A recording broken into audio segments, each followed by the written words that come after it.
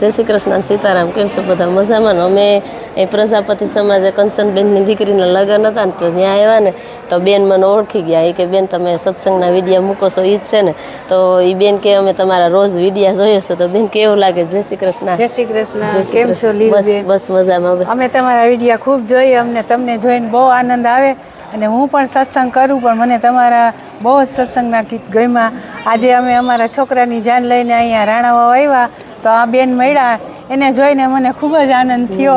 અને એ હરિદ્વાર ગયા હતા ને એ પણ વિડીયા અમે ખૂબ જોયા અને બહુ જ એના બધા એવા ગીત આવડે છે, લગ્ન ગીત આવડે અને તેને ત્યાં ટ્રેડિશનલ વસ્તુ પણ બહુ જ સારી મળે.